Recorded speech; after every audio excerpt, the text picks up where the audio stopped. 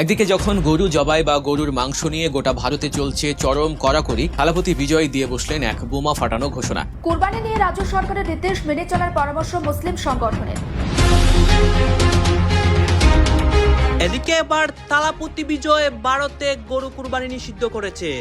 শুভেন্দু অধিকারীর পর থালাপতি বিজয় বিপদে পড়ে আজকে নরেন্দ্র মোদী এই গরু কুরবানির বিষয়ে অ্যাকশন নিয়ে বিপদে পড়েছে। যে ভাই গরু নিয়ে তো আমাদের আপত্তি ছিল, আমরা সিদ্ধান্ত নিয়েছি গরু কুরবানি দেব না, এর থেকে বেশি তো আমরা কিছু করতে পারি না। বাকি যা সমস্যা হচ্ছে সরকার ভাববে, যাদের গরু তারা সরকারকে গিয়ে বলুক যে আমাদের এই গরুগুলো কিনে নিক বা ক্ষতিপূরণ দিক, কি করবে সরকার বুঝে নিক, আমরা কোনো ঝঞ্ঝাটে থাকতে চাই। কোর্টে গিয়ে আমি চ্যালেঞ্জ করব যে 14 বছরের পরে নয়, 14 বছরের আগে নয়, খাওয়ার জন্যও নয়, এক্সপোর্টের জন্য নয়, পশ্চিমবাংলাতে কোনো গরুই জবাই করা যাবে না।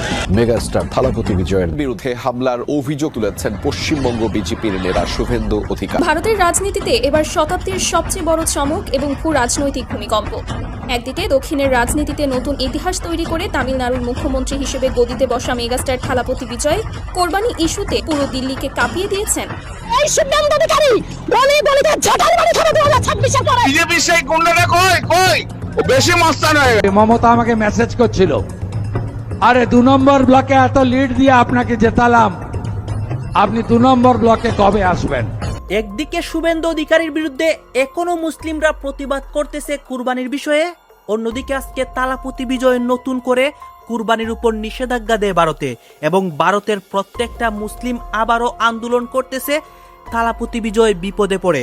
দর্শক শ্রোতা, এই কুরবানির বিষয়কে কেন্দ্র করে নরেন্দ্র মোদীরও কাঁপুনি শুরু হয়ে গিয়েছিল।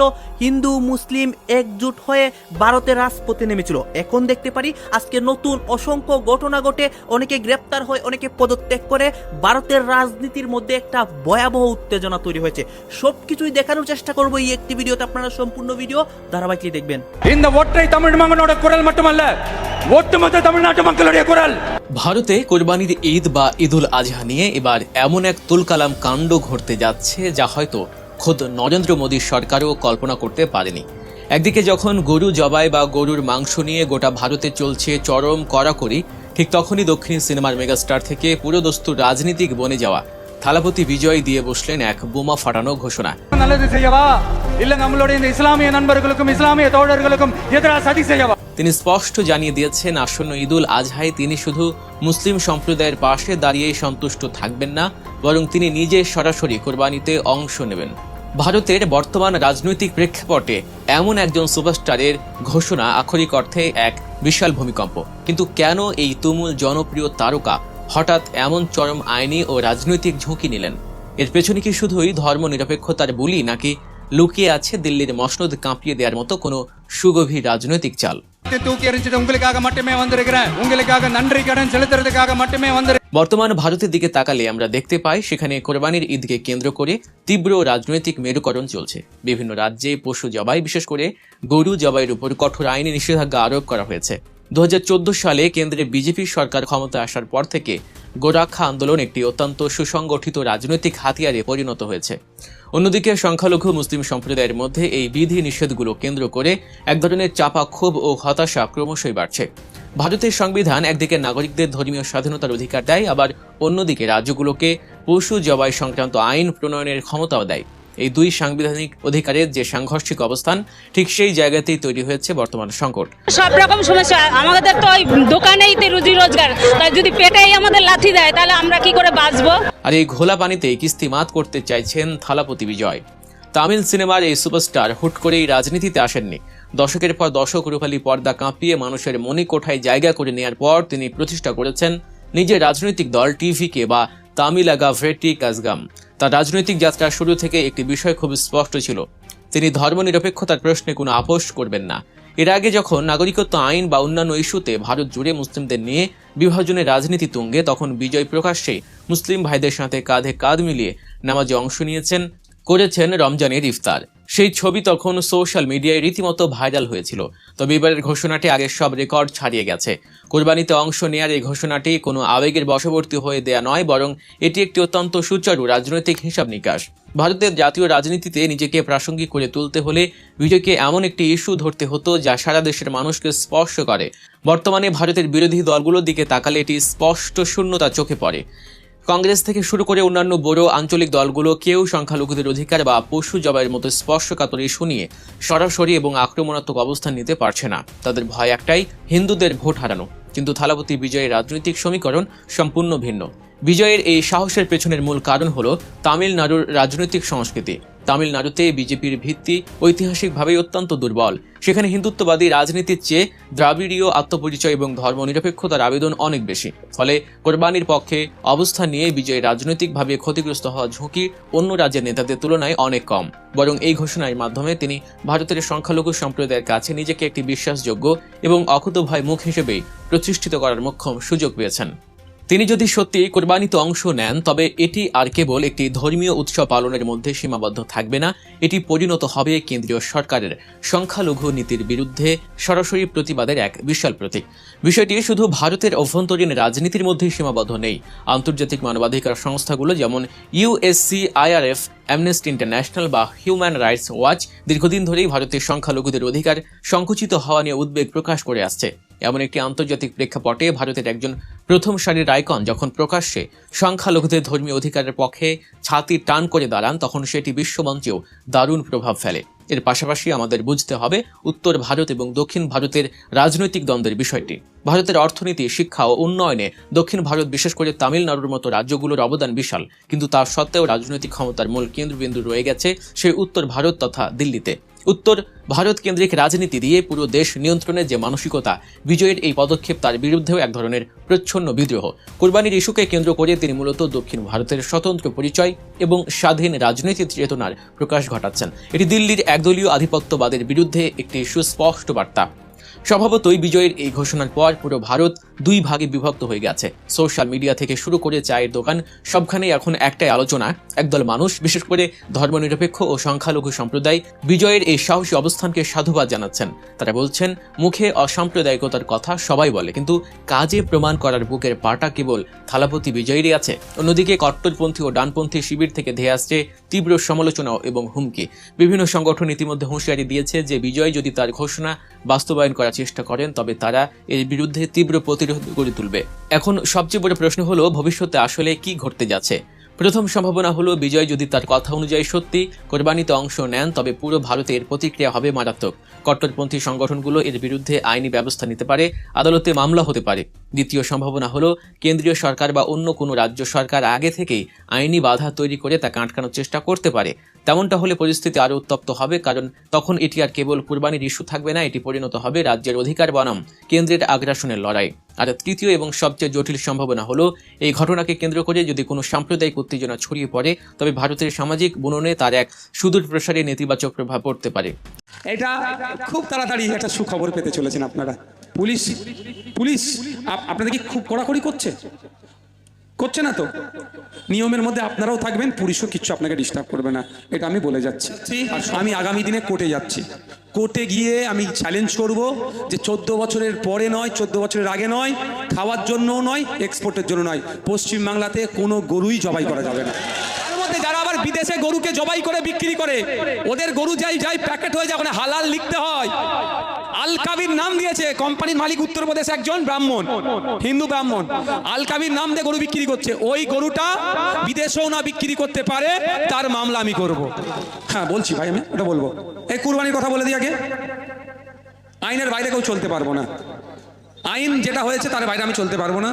তবে এতটুকু কথা বলতে পারি, আপনি একটা গরু কিনে নিয়ে আসছেন, মোষ কিনে নিয়ে আসছেন, কারো অধিকার নাই, কারো মানে পুলিশের অধিকার নাই আপনাকে আটকে আপনার নামে কেস দেওয়া।